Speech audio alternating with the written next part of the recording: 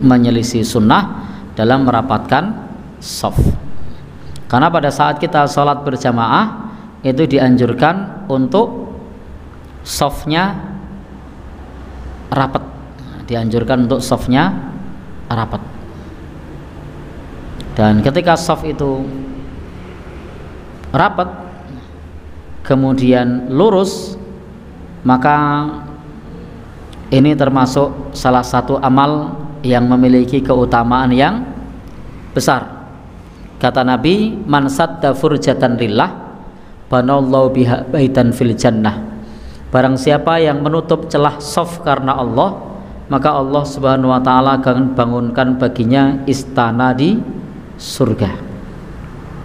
Ini kalau kita menutup celah shaf ada yang bolong tuh, lalu kemudian kita tutup, maka Allah akan bangunkan baginya istana di surga. Jadi kalau kira-kira masih muat, kita masuk di situ.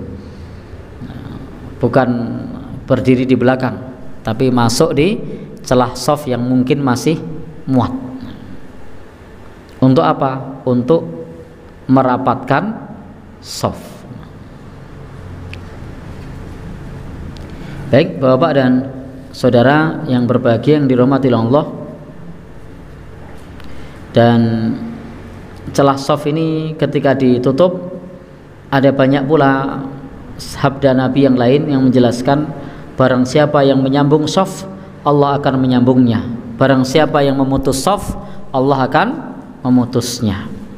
Demikian pula disebutkan oleh Nabi kita sallallahu alaihi wasallam, Allah akan meninggikan derajatnya orang yang menutup celah shaf. Jadi Allah naikkan derajatnya ketika shaf ada celah lalu dirapatkan, maka dianjurkan untuk merapatkannya.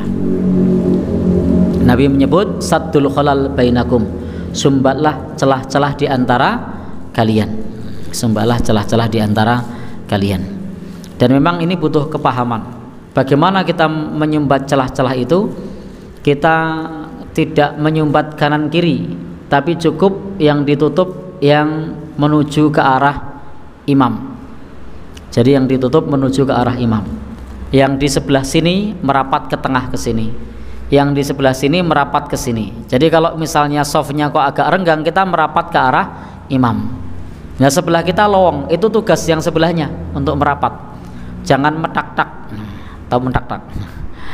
Jadi jangan begagah. Nah, kadang kan kita kemudian ingin menyumbat kanan kiri. Jadi kanan ditutup, kiri ditutup, sehingga jadinya sholatnya tidak proporsional. Sholatnya jadi begini. Karepe rapet, tapi malah tidak proporsional. Jadi berikan kesempatan orang di sebelah kita juga merapatkan shaf. Lah kalau sebelah kita tidak ngerapat, ya itu berarti belum paham. Itu aja. Dipikir simpel. Karena kalau kemudian kita merasa karena sebelahnya belum paham, saya tak rapatkan kanan kiri. Jadinya sholatnya jadi begagah. Maka kalau kita ada di sini, kok ternyata ada belum rapat, ya sudah kita merapat ke sini.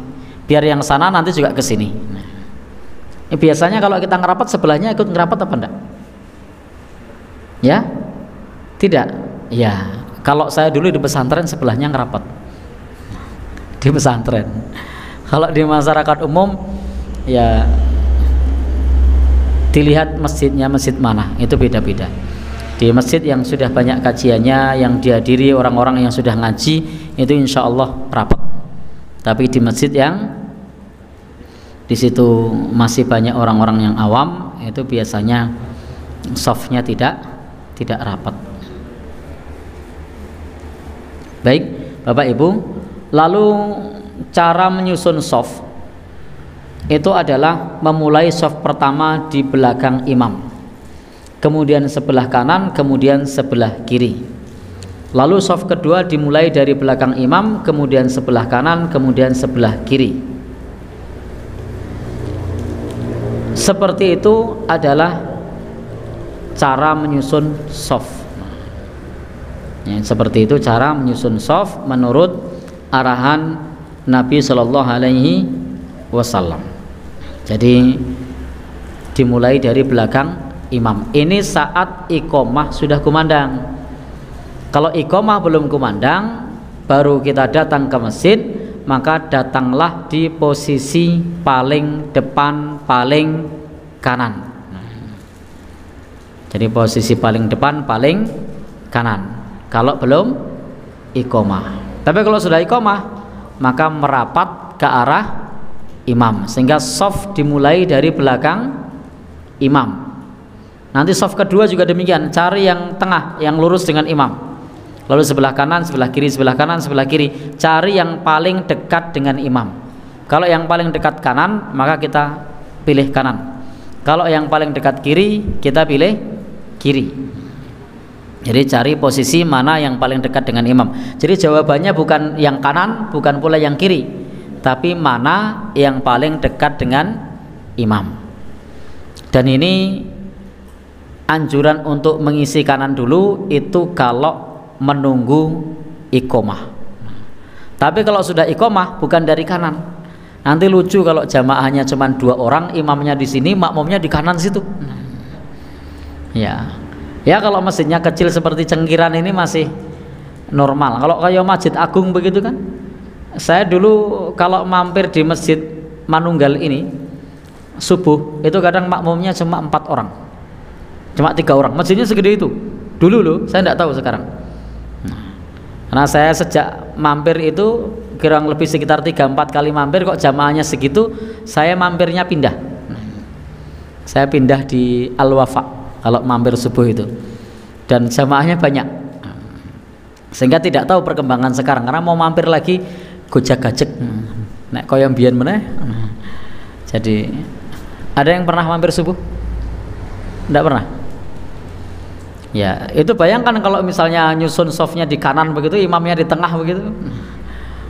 Ya, aduh banget ya. Ya. Berapa meter itu? Ada 30 meter enggak? Ada 30 meter? Enggak ada ya? 10 meter ada? Ya? Lebih? 20 meteran ya? Ya. Baik. Jadi nyusunnya dari mana yang dekat dengan imam. Ini saat sudah dimulai sholat berjamaah.